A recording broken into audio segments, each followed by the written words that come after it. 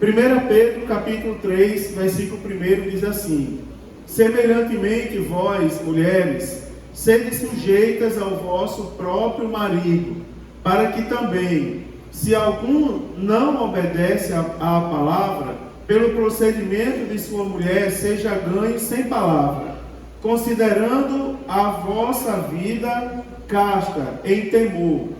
O enfeite delas não seja o exterior, no frisado dos cabelos, no uso de joias de ouro, na compostura de vestes, mas o homem encoberto no coração, no incorruptível trajo de um espírito manso e quieto, que é precioso diante de Deus, porque assim se adornavam também antigamente as santas mulheres que esperavam em Deus e estavam sujeitas ao seu próprio marido, como Sara obedecia a Abraão, chamando-lhe Senhor, da qual vós sois filhas, fazendo bem e não temendo nenhum espanto.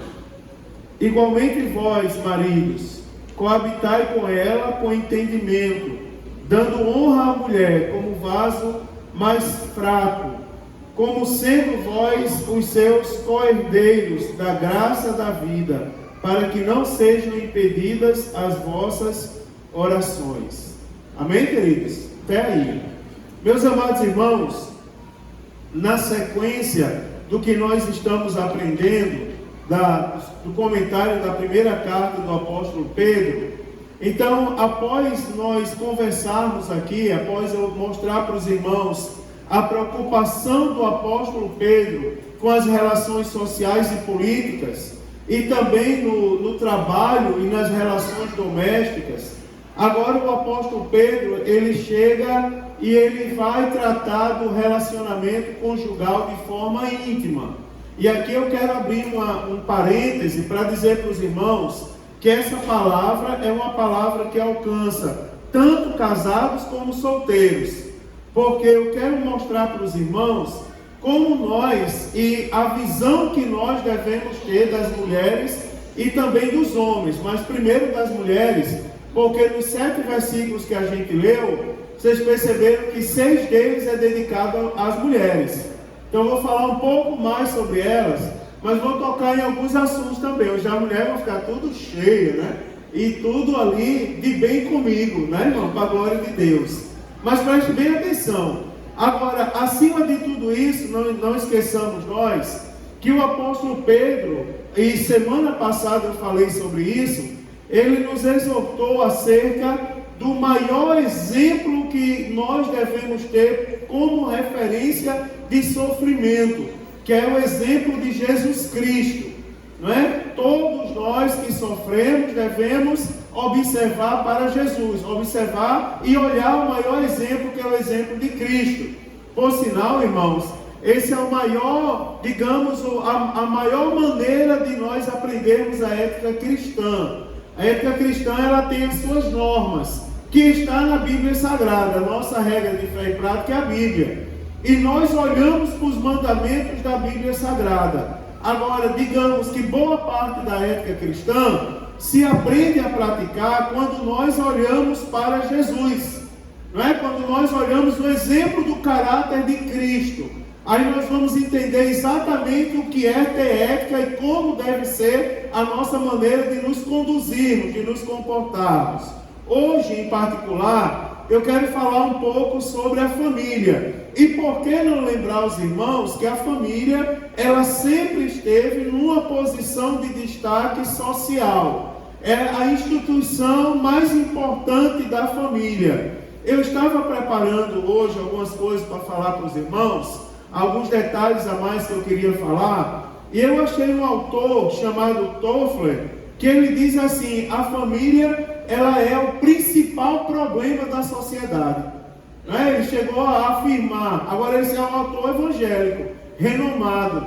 Em um dos seus grandes livros, ele chegou a dizer que, na verdade, a família é um grande problema da sociedade, é o principal problema da sociedade.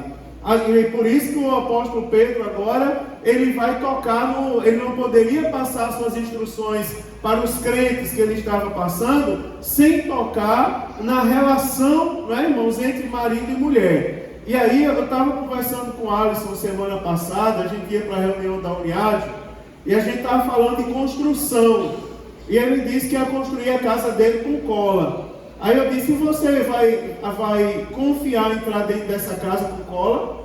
Porque do jeito que chove em Joinville, né, Vanei? Que essa cola vai derreter e essa casa vai desabar. Aí ele disse que não, que hoje as construções é tudo com cola e que é mais barato botar cola no tijolo do que botar cimento. E eu vou dizer uma coisa para vocês. Baseado nisso, eu estava lembrando de Alisson quando eu estava preparando isso aqui, e eu estava vendo que, na verdade, a relação sadia entre homem e mulher, entre marido e esposa, por que não lembrar? Por que a gente não pode comparar com o cimento da família? O relacionamento, a cola que mantém a família de pé, é um bom relacionamento entre marido e mulher. Porque quando não há um bom relacionamento entre marido e mulher, a família, ela sofre. A edificação chamada família, ela se sacode um pouco. Agora é o seguinte, Pedro começa falando um pouco das mulheres, e eu vou justificar a vocês por quê. Porque as mulheres, elas enfrentavam naquela época algumas dificuldades culturais, principalmente no contexto onde era permitido casamento mistos. Você observa uma coisa interessante, que a cultura daquela época, a cultura judaica, a cultura grega, a cultura romana, ela dava aos homens todos os privilégios, e as mulheres, a cultura atribuía os deveres. Os homens tinham privilégios e as mulheres tinham deveres. E aí você observa que a história não é muito boa para as mulheres. Agora chega a fé cristã, e com a chegada do Evangelho tudo muda. E aí o Evangelho, ele vai revolucionar tudo isso. Por exemplo, até que ponto a mulher agora ela deve ser submissa ao marido? Nessa contextualização que o marido, ele tem todos os privilégios e as mulheres só têm os deveres atribuídos a ela. Você observa que há uma confusão. Até porque, irmãos, eu vou falar para você que a mulher, pelo costume, pela cultura anterior, ela deveria inclusive seguir a religião do homem. Agora você imagina que algumas mulheres, estavam se convertendo a Jesus Cristo e os homens permaneciam na fé pagã. Então, tanto para os homens como para a fé dele, as mulheres eram traidoras. E o apóstolo Pedro agora escreve a essas mulheres, ensinando a elas como ter sabedoria. E aí, irmãos, o apóstolo Pedro, ele orienta as mulheres a lidar sabiamente com os maridos que não eram convertidos. E é aqui que eu quero começar a falar para os irmãos essa noite.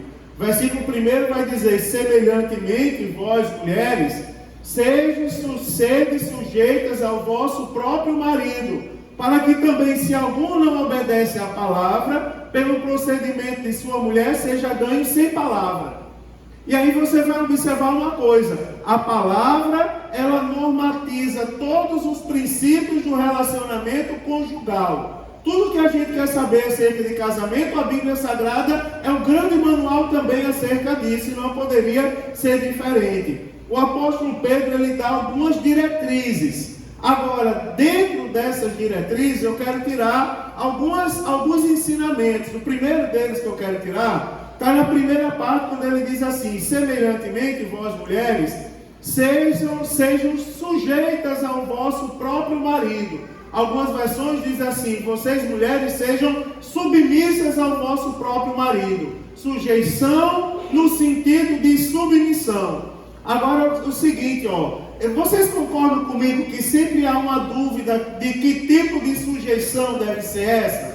Todos nós temos essa dúvida: que tipo de sujeição deve ser essa? Será que a mulher deve ser igual aquele tapete ali, que a gente estende no chão e passa por cima dela várias vezes, e ela fica calada, sentindo dor? Sinta dor por amor ao seu marido, não é? Eu já disse para vocês que eu preguei para uma cultura onde o homem tinha raiva e fatiava a perna da mulher toda, e as mulheres ficavam caladas, não era coisa pouca. Eles pegavam uma faca afiada e começavam a retalhar as pernas da mulher, e a mulher tinha que aceitar porque ela era submissa ao homem.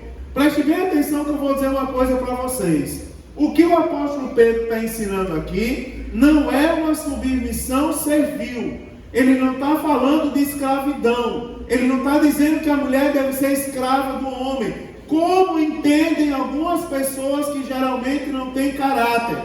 Eu vou falar uma coisa para vocês, é que nós somos observados nos mínimos detalhes.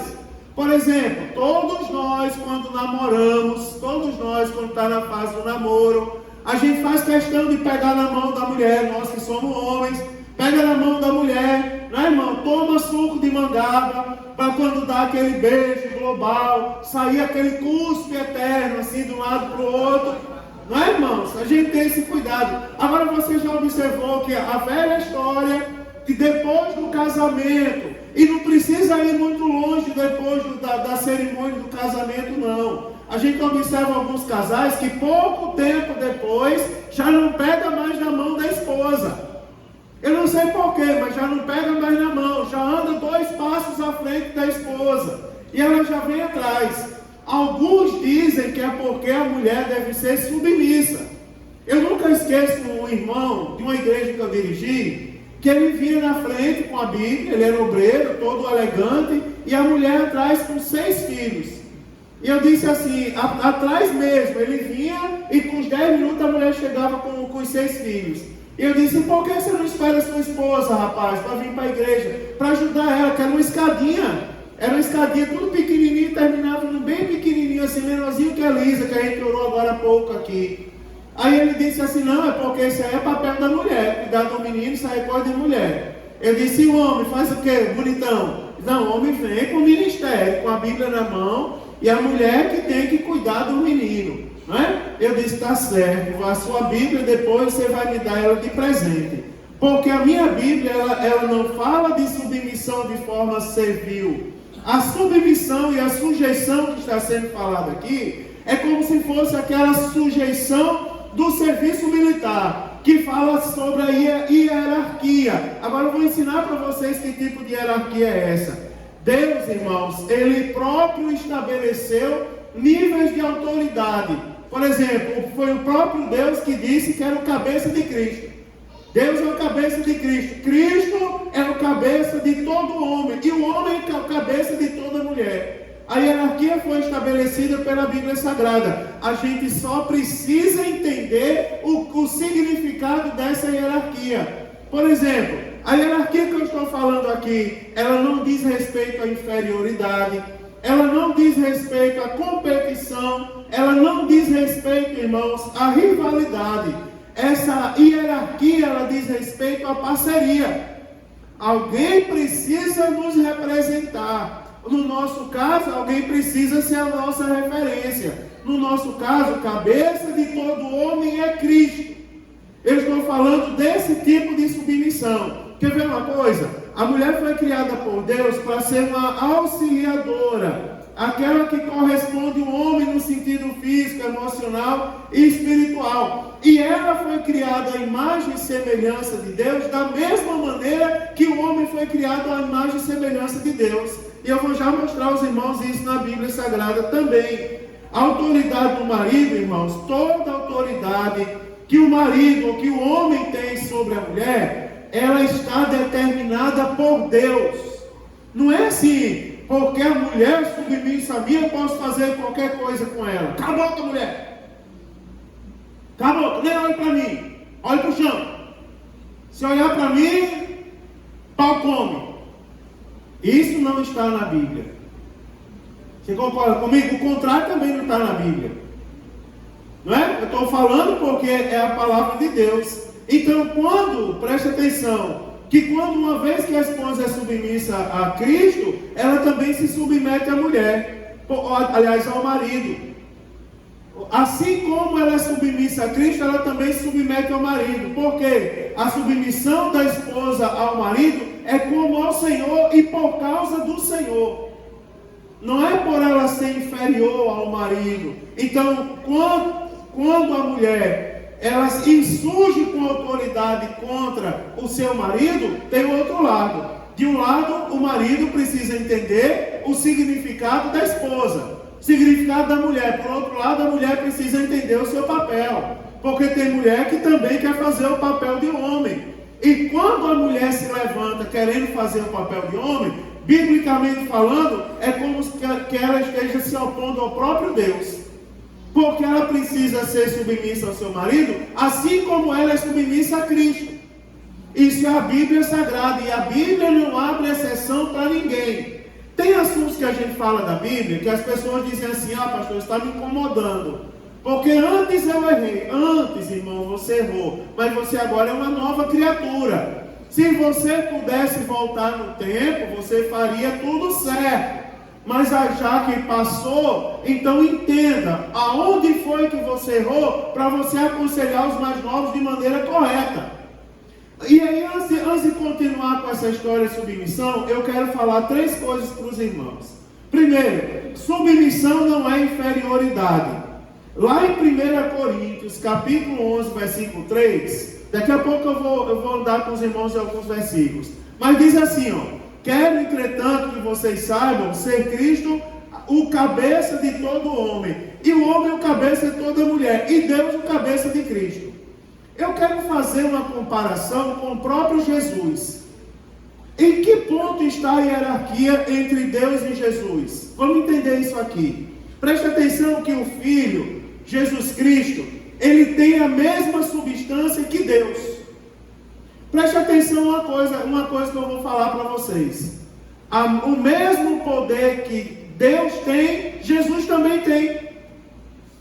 Vocês já ouviram falar nisso no discipulado? O mesmo poder que Deus tem, Jesus também tem. Ou seja, são iguais. Jesus chega a dizer no Evangelho segundo João: eu e o Pai somos um só.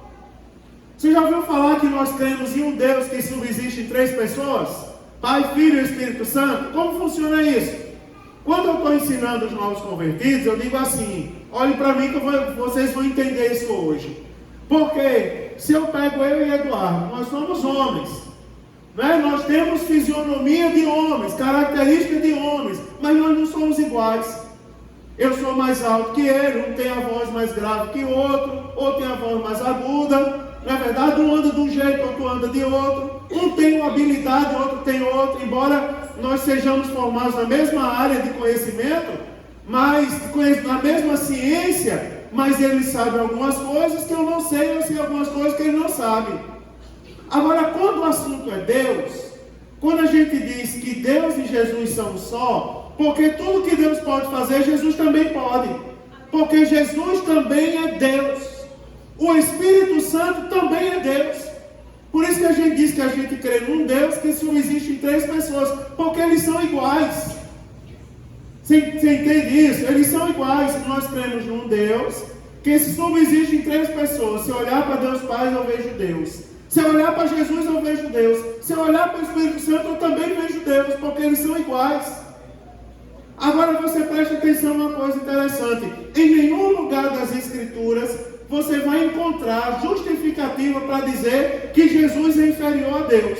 Agora, quando o assunto é a redenção,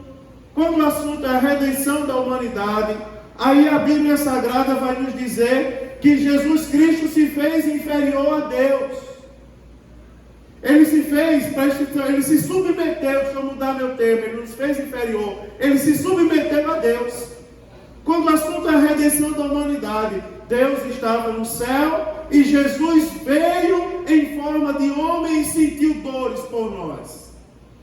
E ele se submeteu a Deus por nossa causa. Quando o assunto é a redenção da humanidade, mas ele nunca foi inferior a Deus. Do mesmo modo, o marido é o cabeça da mulher. Você está entendendo? A mulher se submete ao marido. Agora, irmãos, nem por isso a mulher é inferior ao marido. Nós precisamos entender isso. A mulher não é inferior ao marido. Entenda. Segunda coisa que eu vou falar. Primeiro, submissão não é inferioridade. Segundo, submissão não é subserviência. E eu vou explicar para vocês o significado dessa palavra. Até que ponto vai a submissão de uma mulher em relação ao homem? Primeiro, é que a Bíblia não manda em nenhum lugar a mulher ser submissa a homem. A Bíblia diz: vós, mulheres, sejam submissas ao vosso marido. Ela fala de marido, não fala de homem. Vocês, mulheres, sejam submissas ao vosso marido. Entenda o que é que a Bíblia fala. E a submissão que a mulher, a esposa, deve ter ao marido, ela não é uma submissão cega, ela tem limite. E eu vou dizer a vocês qual é o limite. O limite, irmãos, é que a esposa não está obrigada a obedecer o marido quando ele insurge contra a palavra de Deus. A mulher não está obrigada a se submeter às insurgências quando essa contraria a palavra de Deus. E eu poderia citar várias áreas, algumas até que escandalizariam muita gente. Vamos andar dessa maneira, vamos fazer dessa maneira, vamos pensar dessa maneira. Se não estiver de acordo com a palavra de Deus, negativo. Porque a sociedade hoje prega uma submissão cega. Você já ouviu isso? Inclusive, tenta justificar usando textos isolados da Bíblia Sagrada. Como, por exemplo, a submissão de Sara a Abraão. A gente estudou há pouco tempo na escola dominical. Me diga uma coisa, Sara foi submissa a Abraão ou infiel a Deus? De acordo com o que a gente aprendeu na escola dominical, ela foi infiel a Deus. Ela não foi submissa ao marido. Por causa da infidelidade a Deus e da imprudência de Sara, ela pagou um preço. Você imagina uma mulher casada sendo levada para ser concubina de Faraó. Eu já vou abordar esse texto, mas só para os irmãos entenderem. O preceito divino está em Atos capítulo 5, versículo 29. Antes importa obedecer a Deus do que ao homem. Deus está em primeiro lugar em tudo. Agora, primeiro, submissão não é inferioridade, tem um limite da submissão, e submissão não é status de gênero. E aí eu quero lembrar os irmãos o que a Bíblia fala: vós, mulheres, sejam sujeitos ao vosso próprio marido, e não a qualquer homem. E aí eu vou mostrar na Bíblia para vocês que Deus fez o homem e a mulher igual, em termos hierárquicos, no mesmo nível hierárquico. Não existe, irmão, tire da cabeça. Se alguém estava pensando que a mulher é inferior ao homem, não é. Gênero não determina a hierarquia. O homem, a mulher superior ao homem, que tem gente defendendo isso. A mulher superior, porque o homem só consegue fazer uma coisa de cada vez. A mulher consegue fazer 1000 de cada vez. Não é? Tem gente, e tem até pessoas falando besteira, dizendo assim: se o homem é a cabeça, a mulher é o pescoço. Tire isso da sua cabeça, porque na minha terra carne de pescoço não é carne boa não. Eu não sei aqui, mas na minha terra carne de pescoço não é carne boa não. Quando diz que alguém é carne de pescoço, é porque não vale nada. Então tem até mulher querendo ser carne de pescoço. Tire isso da sua cabeça, tá certo? Biblicamente falando, está errado. Alguém falou isso, e eu acho que é desses pregadores que vão pregar e não estudam a Bíblia para pregar. Fala qualquer coisa, não é? Agora, irmãos, antes de continuar aqui, vale a pena ressaltar que esse assunto é um assunto delicado. E nós precisamos tratar os extremos. E eu quero aqui nesse assunto de submissão, falar para os irmãos dois extremos. Primeiro extremo que eu quero falar é o machismo. O machismo. E aí eu estava lendo as orientações dos especialistas no assunto, e eu não vou falar do machismo social, da Lei Maria da Penha, não vou falar dessas coisas. Eu vou falar do machismo espiritual. Eu vou falar da visão equivocada da Bíblia Sagrada e dos procedimentos errados, inclusive dentro da própria igreja. Porque o apóstolo Pedro está tratando aqui novos convertidos. Aí você vai observar o seguinte: eu estava lendo John Stott no livro dele, quando ele fala de cristianismo equilibrado, ele estava falando do perigo dos extremos dentro da própria igreja. E ele destacou o seguinte, que uma ação em conformidade com a lei de Newton, ela sempre provoca uma reação de mesma intensidade, direção e sentido contrário. E a gente precisa cuidar disso aqui. Por quê? Porque nós precisamos buscar o equilíbrio. Agora preste atenção aqui, porque eu tenho que ter muito cuidado com minhas palavras. Quando eu digo equilíbrio, eu não estou relativizando a palavra de Deus. E o que é relativizar a palavra de Deus? É eu dizer assim, Deus disse orar sem cessar, mas tem momento que a gente não vai orar não, né? Tem momento que esquece isso aí, apaga isso aí da Bíblia e você não ora, já age, pô, dá um murro que resolve, né? Orar sem cessar, mas tem um momento que não, eu não estou colocando exceções à palavra, eu estou contendo os excessos. Quando eu falo de equilíbrio, eu não estou negando que a Bíblia é a verdade absoluta. Eu estou querendo lembrar os irmãos que eu estou me opondo às distorções da Bíblia Sagrada. Quando eu digo equilíbrio, é eliminar as distorções. É ser uma pessoa equilibrada. E nessa área aqui, irmãos, nessa área, há um desequilíbrio muito forte. Hoje isso é muito forte. Questão de machismo e feminismo. Não é? Vocês já ouviram falar nessa história aí. Eu vou começar do machismo. E vou começar com um exemplo. Quer ver um exemplo do machismo na igreja? Eu não sei se vocês alcançaram essa época aí. Os irmãos são mais antigos que eu na fé. Mas tinha uma época que a mulher, tinha igreja que a mulher era proibida de pregar. Igrejas nossas, que a mulher era proibida de pregar. E eu vou mais além, que eu vou escandalizar mais os irmãos. Quando eu cheguei aqui, alguns anos atrás, eu lembro que teve um culto que eu botei Thaísa para pregar. E um irmão se levantou e saiu. Não vou ficar aqui não, porque eu não vim aqui ouvir mulher pregar para mim. Esse irmão já não está mais conosco. Deus levou. Levou para o céu. Quero acreditar. Mas ele saiu com raiva naquele dia, porque ele disse que não ia ouvir uma mulher pregar para ele. Porque na igreja dele, mulher não pregava, era uma desonra. Ou seja, eu não estou falando de um tempo distante, estou falando de coisas recentes. Ora, irmãos, tem coisas que a Bíblia é sagrada, estou falando da submissão da mulher em relação ao homem. Entenda aí, agora eu entrei no machismo. Tem coisa que a Bíblia sagrada não revela. Quer ver? Eu vou dizer para vocês, antes de chegar na aplicação da nossa vida e dar uma rosto a gente tudo, eu estou dando voltas no deserto, né? Antes de chegar lá e apertar. Mas preste atenção a uma coisa interessante, não é? A Bíblia não dá respaldo para ordenar a mulher ao ministério. Mas a Bíblia não proíbe em lugar nenhum a mulher pregar. Você concorda comigo? Aonde está na Bíblia a proibição para a mulher orar? Por sinal, ai de nós se não fosse o círculo de oração. Se não fosse a intercessão das mulheres, não é, irmãos, pela nossa vida. Preste atenção a uma coisa interessante. Tem muito líder religioso, inclusive, que faz um esforço tremendo para colocar a mulher numa posição inferior. Mas eu quero hoje defender vocês. Primeira coisa, eu quero lembrar em relação a isso, para os irmãos ficarem respaldados na Bíblia. Primeira coisa que eu quero lembrar dentro desse assunto, é que a mulher foi criada à imagem e semelhança de Deus, assim como o homem.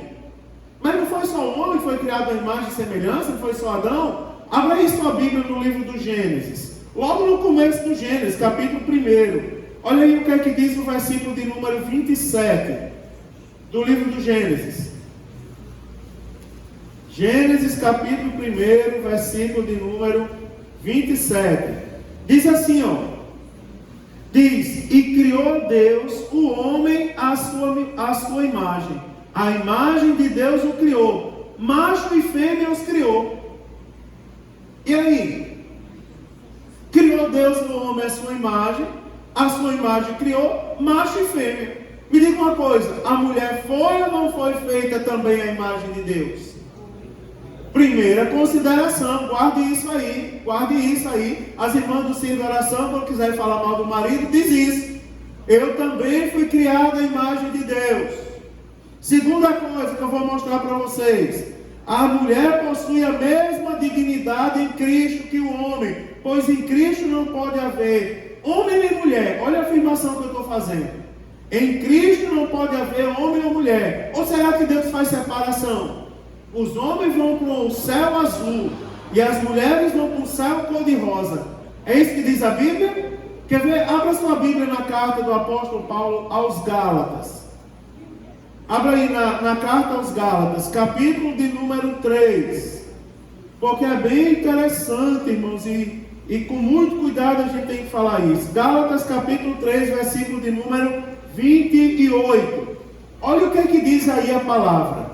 Quando a palavra está falando acerca A Bíblia diz assim, a Epígrafe diz: a lei é imponente para salvar, mas conduz a Cristo e a fé. Versículo 28 vai dizer: nisto não há judeu nem grego, não há servo nem livre, não há macho nem fêmea, porque todos vós sois um em Cristo. Você observa, Cristo, quando olha para a gente, Ele não faz distinção de homens e mulheres, no sentido de os homens são mais importantes do que as mulheres para mim. Não é importante a gente saber isso na Bíblia Sagrada? Não é? Será que tem alguém, será que vocês já viram alguém que acha que Deus só olha para os homens?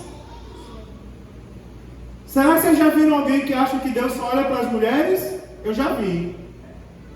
Mas só foi eu. Quer ver, hoje, né, irmãos, em nome de Deus, está se negando à mulher o privilégio de pregar a palavra e de se orar em público. Vamos analisar um pouco sobre isso? Por exemplo, o profeta Joel. Alguém abra aí, eu vou dar a chance de vocês lerem a Bíblia. Alguém abra para mim aí Joel capítulo 2, versículo 28. E lê aí bem alto. Fique de pé e lê bem alto. Joel capítulo 2, versículo 28. Conhecido da gente.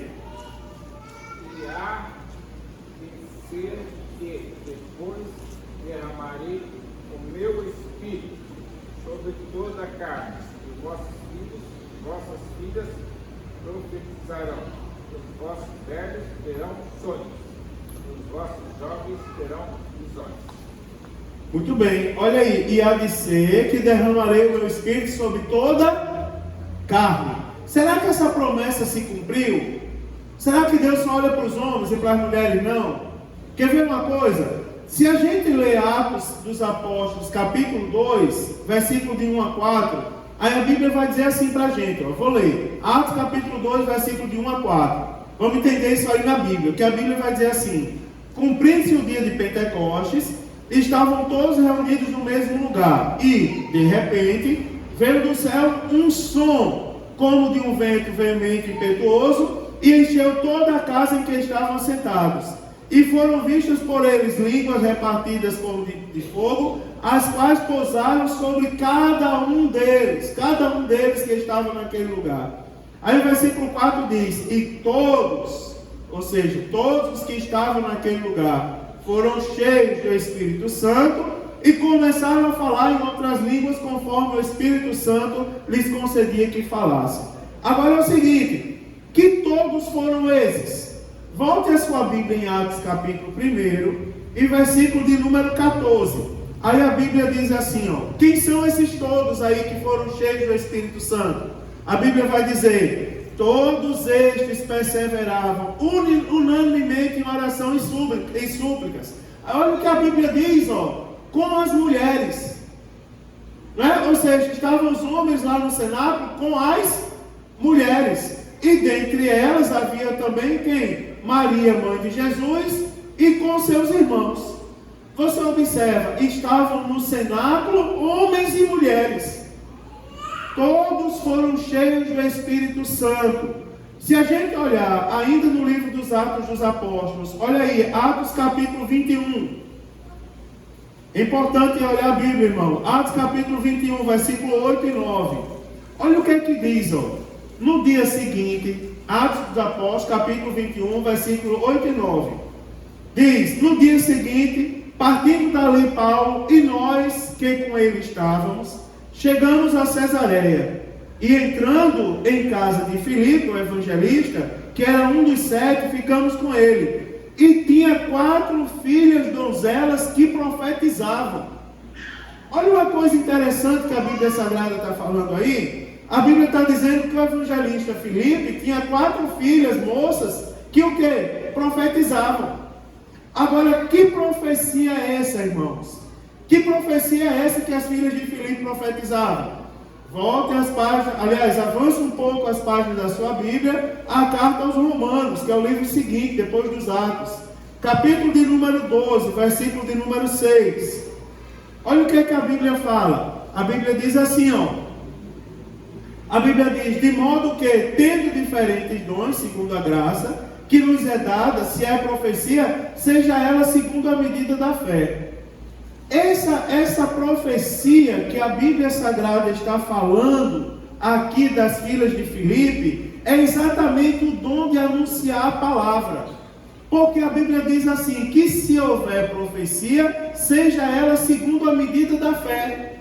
A Bíblia diz que o crer vem pelo ouvir, e o ouvir pela palavra. Ou seja, o que as filhas de Filipe anunciavam, estavam de acordo com a palavra. As filhas de Filipe pregavam, irmãos. As donzelas, você observa, será que ninguém nunca tinha visto, irmão Luciene, as filhas de Filipe pregando no livro dos Atos? Quer dizer que não era só Paulo, Barnabé, não é? E os demais, o evangelista Lucas, João Marcos, os que estavam com ele. Tinha também as filhas de Filipe, que estavam na casa dele pregando. E você observa o que é que, como o texto ele é tremendo. Quando chegamos lá, tinha 4 donzelas na casa de Filipe e elas estavam profetizando. O que é que elas estavam fazendo? Elas estavam dormindo, fazendo o almoço, a maionese do domingo, o arroz. Não que seja pecado, mas naquele momento elas estavam o quê? Profetizando, anunciando a palavra. E aí a gente vai observar isso aqui, irmãos. A mesma Bíblia que ela estabelece uma ordenação de ofício somente para homens, é a Bíblia que concede às mulheres também o privilégio de pregar a palavra. Por sinal, na história do cristianismo, se você pegar da Bíblia Sagrada, da fundação da igreja para cá, para os dias de hoje, nós vamos encontrar mulheres de destaque que pregaram a palavra de Deus. Vamos pegar a nossa igreja, a Assembleia de Deus, em vários estados. Por exemplo, uma das igrejas mais tradicionais do Brasil, a Assembleia de Deus de Pernambuco, no estado de Pernambuco, foi fundada por uma mulher. Quem primeiro pregou a palavra de Deus no estado de Pernambuco, segundo registros históricos do movimento pentecostal, foi uma mulher. Vamos pegar Joinville agora. Teve uma época da história de Joinville, hoje em dia a igreja não consagra mais a missionária. Tem uma mulher se intitulando missionária aí, mas é mentira, nunca ninguém deu título de missionária para elas. Mas teve uma época que faltou homem para pregar, faltou obreiro para levar a palavra. Aí foi o que a igreja fez. Reuniu um grupo de mulheres e ordenou elas a missionárias. A última delas congrega com a gente, por sinal o aniversário dela é essa semana, que é a irmã Maria Clara. A última das que foram ordenadas a missionárias, porque faltou homem. Você observa, Deus usou as mulheres. E se a gente for escavacar a história da igreja, você vai encontrar, o que não vai faltar, irmãos, é a história de mulheres que foram usadas por Deus para pregar a palavra com autoridade. Em ambientes onde os homens tinham medo, as mulheres iam lá e pregavam. Eu falei para vocês de irmã Alina, do círculo de oração, desse tamanho, menorzinha que irmã Deusira ainda, fundadora do círculo de oração lá em Natal. E tem história de irmã Alina assim, ó, vou contar só uma delas para vocês. Irmã Alina estava no círculo de oração, e veio um religioso famoso aí nacionalmente, com um monte de gente armado de pá, de foice, de um monte de coisa, para botar os crentes para correr. E ela estava na igreja orando no círculo de oração. Sabe o que aconteceu? Correu todo mundo. Só ficou a irmã Lina, foi lá na frente da igreja. E a história diz, e está relatado com testemunhas, que ela na frente da igreja olhou para aquela multidão que vinha bater nos crentes, e ela disse que de repente começaram a soltar a pá, as enxadas, os facão no chão, e começaram a se ajoelhar. Aí perguntaram para os homens, o que está acontecendo? O religioso perguntou, vamos lá, toque fogo na igreja, bota os crentes para correr. Eles disseram, não. A gente tem juízo, e esses homens de branco aí, tudo armado com essas espadas que não tem tamanho. E esses escudos. Sabe por que eu estou falando isso? Porque é a prova que Deus aprova o trabalho feito pelas mulheres. Não é verdade, irmãos? Eu vou já encher a bola dos homens, mas por enquanto as mulheres, vocês entenderem que não pode haver essa diferença no nosso meio. E é o que o apóstolo Pedro estava ensinando aqui. Preste atenção que quem se opõe a isso, eles interpretam erroneamente, irmãos. 1 Coríntios, um dos textos que eles interpretam erroneamente, é 1 Coríntios, eu quero mostrar a vocês. Abra aí sua Bíblia. 1 Coríntios, capítulo de número 14. Olha o versículo 34 e o versículo 35. Aliás, 1 Coríntios 14. Deixa eu ver aqui, deixa eu conferir. Isso, versículos 34 e 35. Diz assim, ó. Olha só o que o pessoal interpreta. Aqui está falando da ordem do culto. Aí aqui está dizendo assim no versículo 34. As mulheres estejam caladas na igreja. Se vocês nunca ouviram ninguém pregar nisso, eu já ouvi. Quem é crente há algum tempo a mais já ouviu isso sendo pregado alguma vez. As mulheres estejam caladas nas igrejas, porque lhes não é permitido falar, mas estejam sujeitas, como também a ordena a lei. E se querem aprender alguma coisa, interroguem em casa seus próprios maridos, porque é indecente que as mulheres falem na igreja. Você observa, irmãos, que aqui o apóstolo Paulo não está dizendo que as mulheres fiquem caladas na igreja, que as mulheres não têm direito de falar. Aqui o apóstolo Paulo está proibindo as mulheres de exercerem autoridade sobre os maridos. Se você ler todo o contexto, o apóstolo Paulo não está dizendo que a mulher não tem direito de pregar. Ele está dizendo aqui que as mulheres, elas não podem exercer autoridade sobre o seu marido. Ela não está mandando ninguém ficar calado. Então a gente não pode usar esse texto para impedir que as mulheres não preguem a palavra de Deus. Não ensinem as escrituras. Eu vou falar uma coisa para vocês. Nós precisamos orar para Deus levantar mais mulheres para pregar a palavra. Você sabia que está escasso? De cada 10, de cada 50 pregadores que a gente traz aqui, uma é mulher. Eu vou dizer uma coisa para vocês alarmante, porque não tem mulher para pregar. Não tem mulher que pregue. Você sabia que um dia Thaís se levantou contra mim. Você só traz homem para pregar, não sei o que, deu uma murmurada em casa. Você só traz homem. Eu disse, pronto, então separe uma irmã para pregar domingo. Não tinha quem pregasse. E aí, irmão? Preste atenção uma coisa interessante. O profeta Joel, ele deixou claro que as mulheres também receberiam o dom do Espírito Santo e profetizariam. Quando ele diz assim, acontecerá depois que derramarei o meu Espírito sobre toda a carne. Aí ele diz, e vossos filhos, e ele destaca, e as vossas filhas profetizarão. Se ele está falando da relação entre derramar o Espírito e profetizar, você imagina, você lembra do dia de Pentecostes.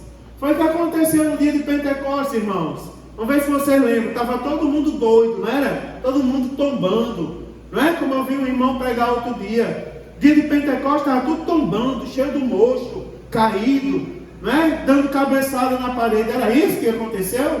Essa igreja é ensinada sobre isso, não é? A Bíblia diz que estavam todos assentados. E eles foram cheios do Espírito Santo como? Assentados onde eles estavam. E as línguas foram repartidas por eles como? Quando eles estavam assentados ouvindo a palavra. E é interessante porque quem estava de fora, os religiosos que estavam de fora do cenáculo onde eles estavam, todos eles se maravilhavam. Aí a Bíblia diz, se maravilhavam por quê? Porque os ouvia falar na sua própria língua acerca das maravilhas de Deus. Você observa, quem estava do lado de fora, ouviu as pessoas, homens e mulheres que estavam no cenáculo, falar acerca das maravilhas de Deus. Eu estou falando isso é para que haja um despertamento das irmãs mesmo, irmão.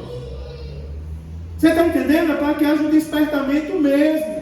Peça a Deus, as mulheres que estão aqui, peça a Deus, para Deus lhe dar uma palavra para você pregar, meu irmão. E diga a mim, pastor, eu tenho uma palavra para pregar, eu vou lhe entregar o microfone da igreja e vou dizer, pregue, está aí, pregue a palavra. Teve um menino que essa semana me ligou, pastor, eu tenho uma palavra para pregar. Eu disse, pronto, então se prepare, você vai pregar. Quando chegou na hora do culto, eu disse, você vai pregar hoje. Aí ele pegou, foi embora, passou mal. Aí disse que a pressão subiu.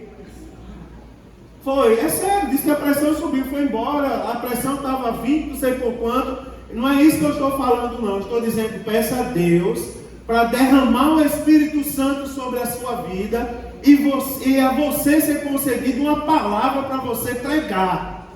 E eu vou lhe dar o microfone para você pregar. Eu estou falando, combatendo o machismo, irmãos. 1 Coríntios 14:3, o apóstolo Paulo, nesse mesmo capítulo aqui, 1 Coríntios capítulo 14, versículo de número 3, ele define bem o que significa profetizar. Ele diz assim: o que profetiza fala aos homens para edificação, exortação e consolação. Isso é profetizar. Nós precisamos de mulheres que profetizem. Mulheres que falem para edificação, exortação e consolação. Porque hoje em dia é o mundo do entretenimento, inclusive para as mulheres.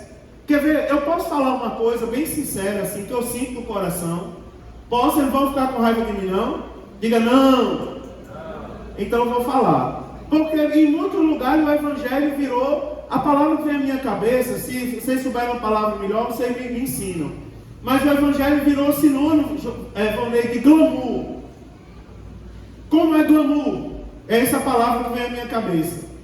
É aquelas pessoas enfeitadas, extremamente arrumadas, não é? Demonstrando um poder com a sua aparência física, mas interiormente vazia. E aí, eu não estou começando a apertar ainda. Oi? Eu não estou começando a apertar ainda. Mas você observa, nós precisamos, e aí eu estou falando primeiro às mulheres. Depois de elogiar vocês, eu preciso passar para vocês um recado. Peça a Deus para ser cheia do Espírito Santo. E eu vou falar, não tenho nada contra as mulheres que se arrumam, não. Por sinal, eu digo aos homens, homem que não dá dinheiro para a mulher ir fazer a chapinha lá no mercado, no cabeleireiro, ele está pecando. Não é verdade? Ele está pecando. Mulher de homem de Deus não pode envelhecer. Não pode envelhecer. Eu digo isso, quando eu vou aconselhar os casais, se for um casal, eu digo, nunca deixe sua mulher envelhecer. Depois ela está velha, a manutenção é mais cara e você vai dizer, essa mulher está custando muito caro, a culpa é sua. Você que não cuidou da manutenção dela, deixou ela envelhecer. Verdade. E a Bíblia Sagrada vai dizer, o apóstolo Paulo é categórico em assegurar que a profecia é a exposição da palavra. Se profecia, seja ela segundo a proporção da fé. A fé aqui é a verdade, irmãos. E nessa mesma linha, o apóstolo Pedro diz, se alguém fale de acordo com os oráculos de Deus. Tá certo? O apóstolo Paulo ainda diz, 2 Timóteo capítulo 3, versículo 16, quem lembra?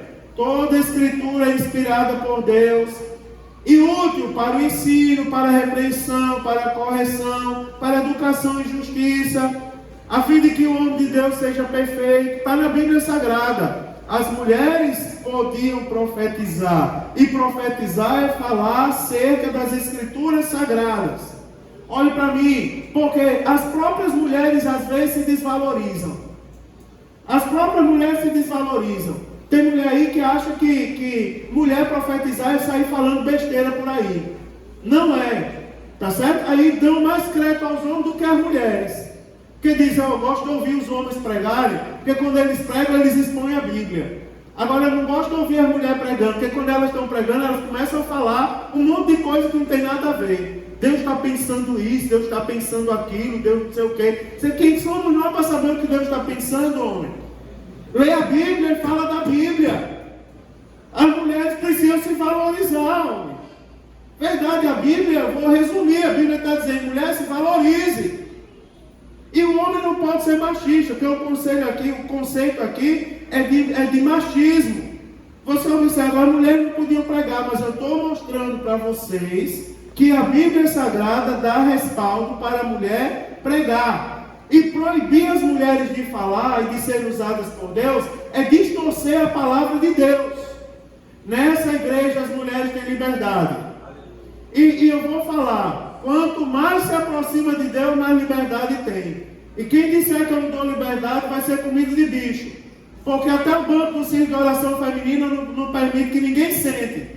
É das mulheres de Deus, é para elas sentarem mesmo e serem usadas por Deus. Teve um pregador que veio pregar aqui, não tem muitos dias, que ele disse assim, pastor, eu não consegui encarar a sua igreja. Eu disse, você está endemoniado? Aí ele disse, não, é porque tem umas irmãs ali de frente, braço cruzado, que ficam olhando para a gente o tempo todo. Eu disse, elas olham mesmo. Sabe por quê? Ali naquele meio, tem uma que leu a Bíblia 15 vezes. Tem uma que leu 10 vezes, 2 vezes só esse ano. Tem uma que leu 20 vezes. Tem uma que leu... E tu não estudou a Bíblia não, rapaz? Nem estudou nem orou para vir pregar. Quem disser, a mulher que disser nessa igreja que não tem liberdade, a culpa é sua e não minha. Porque quem é proibido de entrar no círculo de oração? Qual é o critério para entrar no círculo de oração? Tem que ser esposa de um arcanjo, é isso? Arcanjo nem tem esposa, para completar. Não, se você não quer entrar no círculo de oração, é você que está se excluindo. É você que não quer ser usado por Deus. Não é, irmãos? Teve uma pessoa que veio me reclamar e disse assim, pastor, eu não venho mais para a escola dominical. Por quê? Porque o Senhor separou a classe dos homens e das mulheres. Eu disse, qual é o problema? Não ficou melhor para as mulheres lá? Não é melhor a quadrilha organizada dos homens e das mulheres? Não produz mais, encheu mais, não foi a classe? Aí ela disse, não, eu não gosto de ficar no meio das mulheres. Eu disse, depois culpa que está excluída na igreja. Não é? Antes se envolva com a igreja. Agora eu vou falar uma coisa para vocês, para terminar. Presta atenção aqui. Porque hoje eu tenho que explicar bem a palavra para você entender o que eu quero falar. Estou falando da submissão. Primeiro eu falei do machismo. Agora eu quero abordar nesses 5 minutos que me restam ali sobre o feminismo. Que eu vou falar pouco sobre o feminismo. Eu vou dizer para vocês que se o machismo retira da escritura, presta atenção na frase que eu vou colocar aqui e guarde isso no seu coração.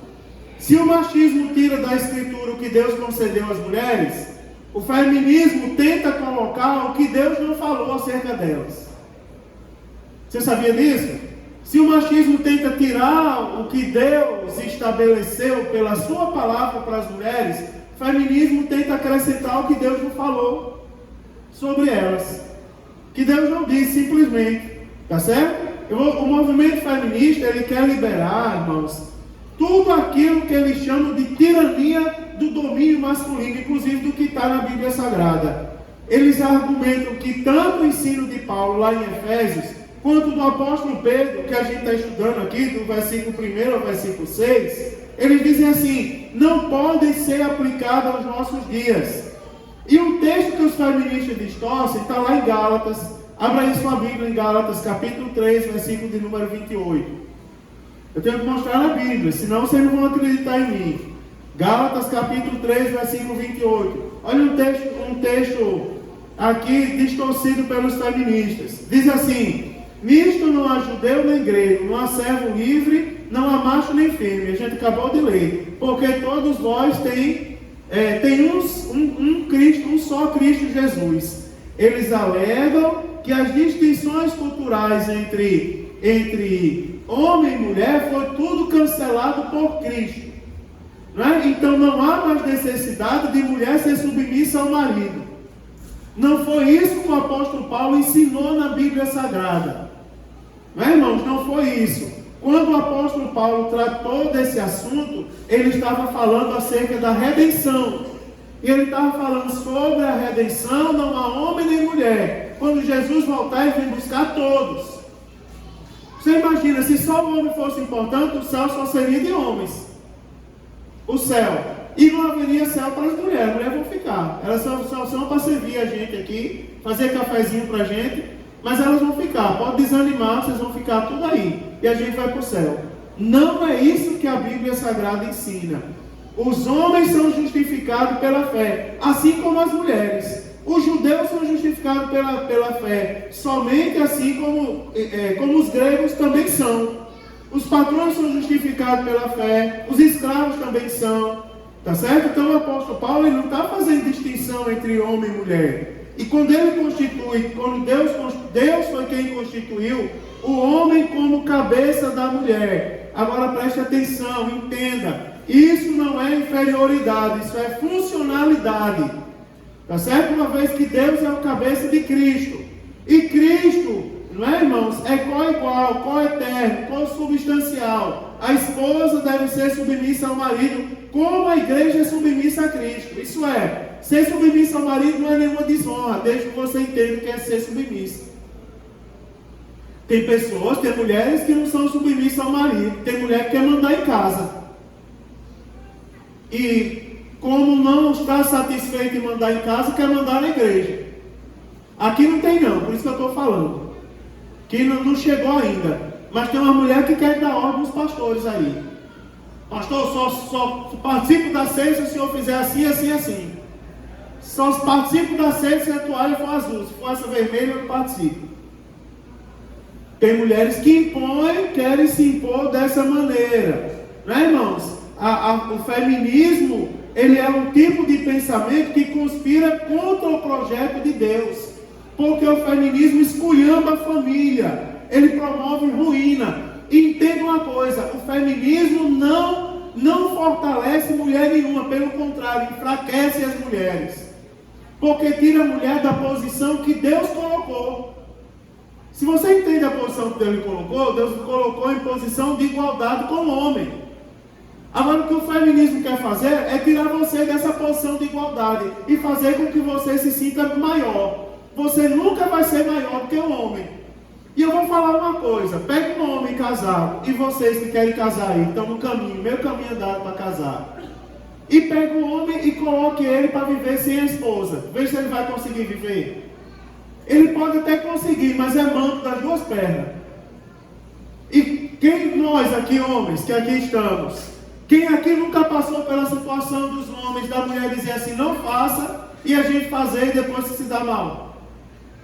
E dizer, era melhor ter feito como ela disse. Não é? Era melhor ter feito da maneira que ela falou. Você observa que a Bíblia fala de igualdade. Você observa outra coisa interessante que eu vou falar sobre esse texto. A primeira coisa que eu falei, eu quero eliminar os extremos, nem feminista nem machista. O céu é para todos. A segunda coisa, e eu vou terminar, é que a submissão da esposa ao marido é exclusiva. A mulher não é sujeita a qualquer homem. A mulher é sujeita ao marido. Entenda isso. Entenda isso. Tá certo? Eu perguntei outro dia a uma irmã que viu o seu emprego pegar fogo, a sua empresa, e não disse nada. Aí eu disse, mas se a senhora viu a empresa pegar fogo, por que a senhora não foi lá apagar o fogo? Não, porque esse é serviço de homem, não é de mulher. E aí, irmão? Aí ela disse, não, porque sabe como é, né? Mulher é o sexo frágil. Mulher, isso é coisa do mundo, mulher. Tira isso da sua cabeça, rapaz. Isso é coisa do mundo, isso é o jeito do mundo pensar. A mulher seja submissa ao seu marido, não é qualquer homem, não. A Bíblia está falando de fidelidade conjugal. A Bíblia não está falando de desigualdade de gênero. Não é, irmãos? Submissão não é uma questão de inferioridade, é uma questão de funcionalidade. E o apóstolo Pedro, ele está ensinando que as mulheres devem ser submissas. Ele não está ensinando que as mulheres devem ser submissas a todos os homens. Vocês, esposas, sejam submissas aos maridos. Entenda o que a Bíblia fala. Em terceiro lugar, é que a submissão da esposa ao marido, irmão, ela é exemplificada. Porque a Bíblia ela vai dizer assim, ó. A Bíblia Sagrada ela vai falar. Ainda no versículo de número 3, ela diz assim: seja sujeita ao vosso próprio marido, né? Ao vosso próprio marido, para que também se algum tempo não obedece a palavra. Preste atenção uma coisa interessante. Quando a Bíblia fala igualmente, nesse versículo, ela está falando, ou semelhantemente, igualmente ou semelhantemente, ela está falando da mesma maneira, seguindo o exemplo de Cristo. Cristo foi submisso à vontade de Deus. Da mesma maneira, né, irmãos, a mulher deve seguir o exemplo do marido, desde que o exemplo do marido esteja de acordo com a Bíblia. Está entendendo? Então a submissão da mulher, ela é exemplificada. E por último, eu vou dizer para vocês, que a submissão da esposa ao marido é uma oportunidade de ganhar ele para Cristo. Você vai observar aqui, ó, vou terminar aqui, porque aqui está dizendo assim, se algum tempo não obedece a palavra, pelo procedimento da sua mulher seja ganho sem palavra. Ou seja, eu vou terminar porque isso aqui está muito claro. Isso aqui está muito claro. O apóstolo Pedro, ele não aconselha a mulher a abandonar o marido, que não é crente. Isso aqui está em desacordo com o que as pessoas estão falando hoje em dia. E eu tenho que terminar aqui. Queira ou não queira, a Bíblia não está mandando a mulher abandonar o marido que não é crente. A Bíblia está mandando ganhar ele para Cristo, mesmo que ele não aceite a palavra. Pelas suas atitudes, você vai ganhar ele para Jesus. A Bíblia está falando, a Bíblia não está mandando ninguém acabar casamento. A Bíblia está dizendo, seja sujeito ao vosso marido. Eu vou terminar contando a vocês, primeira vez que eu preguei lá em Parnamirim. Eu não conhecia Thaís ainda. Conheci Thaís no CLAB, no círculo de leitores amigos da Bíblia lá da nossa cidade. Ou foi no curso de teologia? Foi no CLAB, foi no CLAB, não foi? Primeiro foi no curso, fiz a aula para Piauí. Agora, primeira vez que eu preguei em Parnamirim foi numa congregação chamada Monte Castelo 2. Uma campanha que era a Ponte da Vitória. Fizeram uma ponte no meio da igreja e mandaram o povo passar por cima da ponte. Lembra daquela ponte? Foi uma confusão danada. Foi dizer ao pastor presidente, estava criando heresia na igreja, que estava passando por cima da ponte. Foi uma confusão danada. Mandaram tirar a ponte. Mas eu preguei no dia que a ponte estava lá. E a mensagem que eu preguei era: seja diferente, comece a agir diferente. Eu comecei a falar e exortar o povo: seja diferente. O problema é que o povo não quer ser igual ao mundo. Reivindica ser igual ao mundo, seja diferente, seja como a Bíblia manda você ser.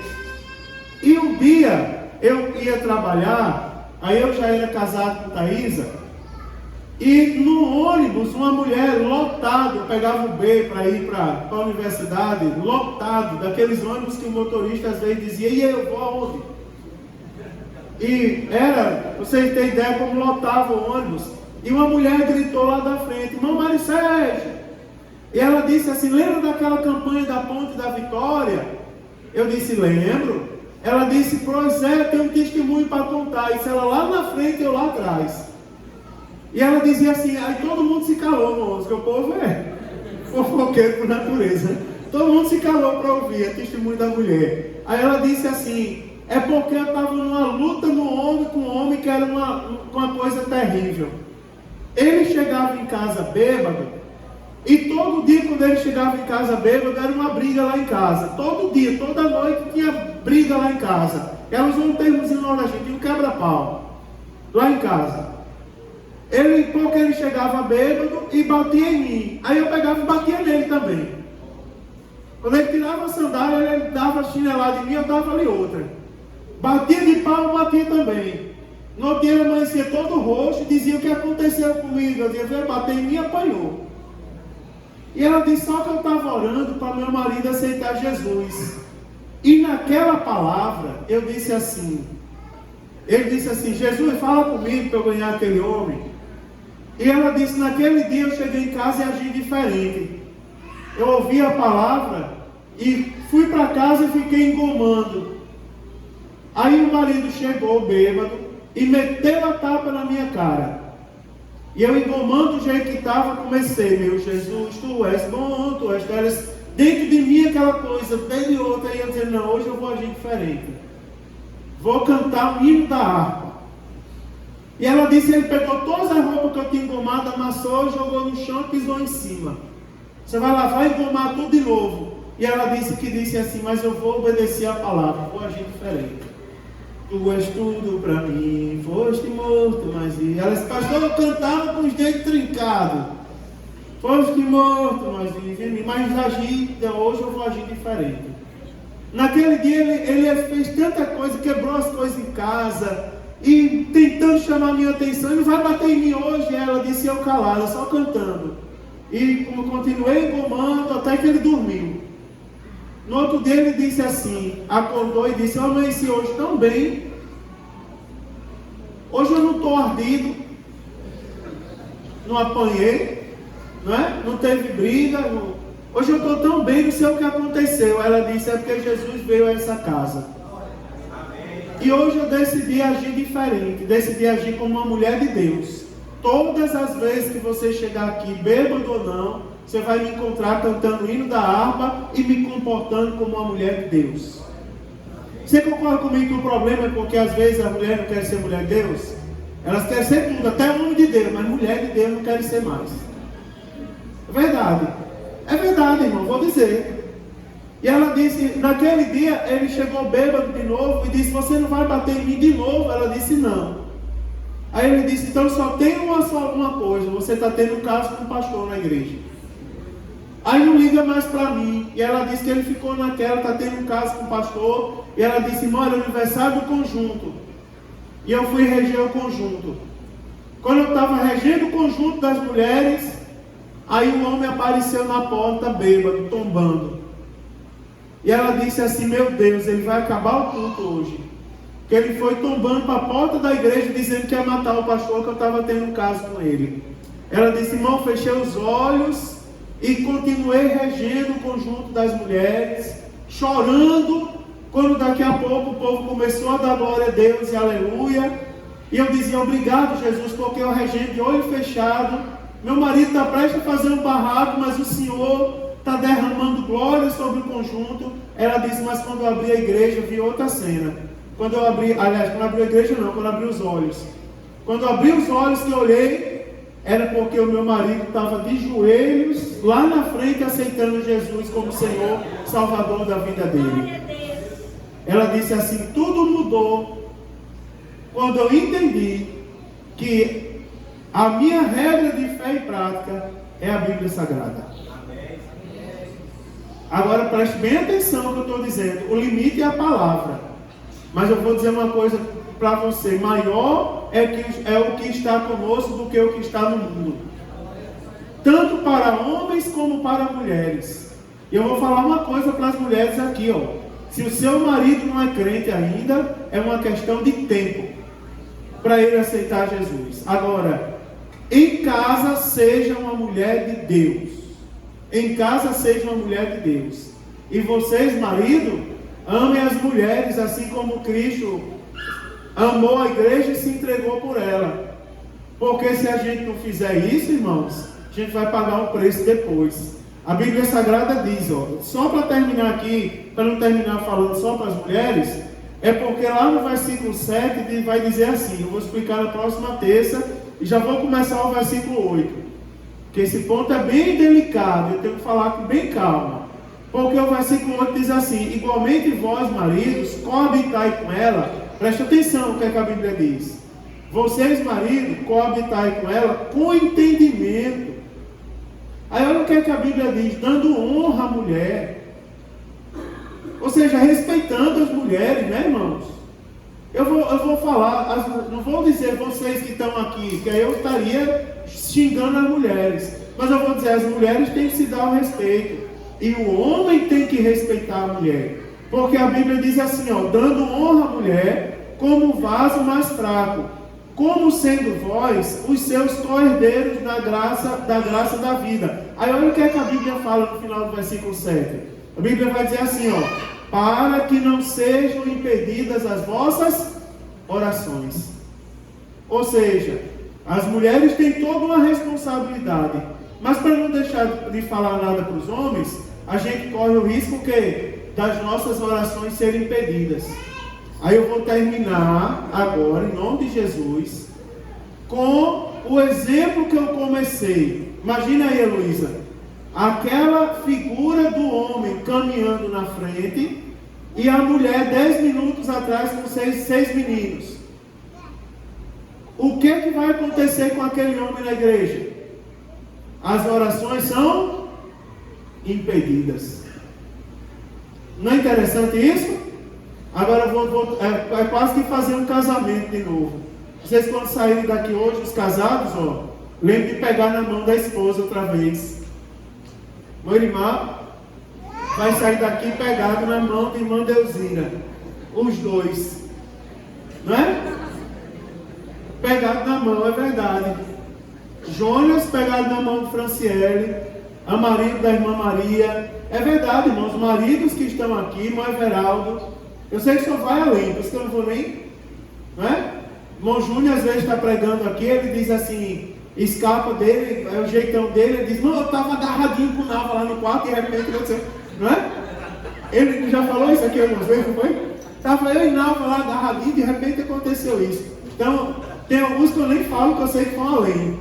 Mas vocês, maridos, vão sair daqui hoje, ó. Se tinha alguém andando 1 metro na frente da esposa, vai sair hoje pegado na mão da esposa de novo. Por quê? Porque corre o risco das orações serem impedidas. Não é, irmão? Isso é verdade, isso é sério. Não é? Cadê Mateuzinho? Mateuzinho diz assim, é forte, Brasil. Vamos ficar de pé e vamos orar e vamos agradecer a Deus?